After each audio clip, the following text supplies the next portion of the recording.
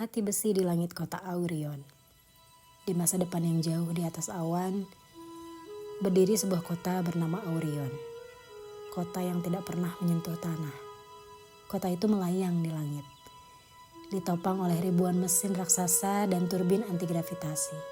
Semua yang hidup di sana bukanlah manusia, melainkan robot dengan jiwa buatan, diciptakan oleh manusia ratusan tahun lalu sebelum bumi ditinggalkan karena perang besar. Robot-robot itu hidup seperti manusia dulu. Mereka bekerja, tertawa, bahkan juga bermimpi. Tapi tak satu pun dari mereka tahu apa itu perasaan sejati. Mereka hanya menirukan pola emosi dari sistem yang ditanamkan dalam chip di dada mereka. Di antara mereka ada satu robot bernama L09, atau biasa dipanggil dengan Elo. Berbeda dari robot lain, Elo sering bertanya-tanya tentang hal yang dianggap tidak efisien, yaitu mengapa bintang bersinar, mengapa malam terasa sangat sepi, dan apa arti dari kata rindu yang ia temukan di arsip kuno manusia. Setiap malam, Elo duduk di tepi platform kota dan memandangi awan di bawah. Ia merasa ada sesuatu di dalam dirinya yang tidak pernah dimiliki oleh robot lain. Sebuah getaran aneh di dalam rangka besinya setiap kali ia melihat langit berubah warna. Suatu malam, saat sistem kota redup untuk mode malam, Elo mendengar suara kecil dari menara pusat, yaitu tempat inti energi kota berada. Suara itu seperti panggilan lembut dan putus-putus. Elo, tolong aku.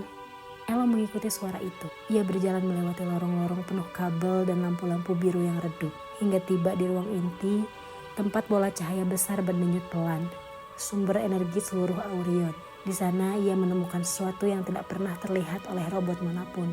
Sebuah kapsul kaca berisi sosok manusia sedang tertidur di dalamnya. Perempuan muda berambut panjang kecoklatan.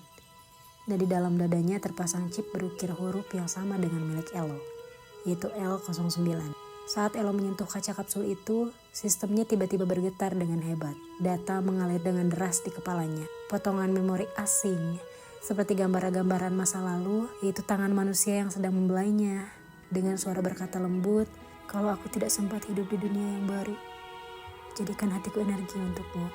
Saat kesadarannya kembali, Elo tersadar bahwa chip di dadanya bukanlah sekadar prosesor, melainkan bagian dari hati manusia yang pernah hidup. Perempuan dalam kapsul itu, dialah penciptanya.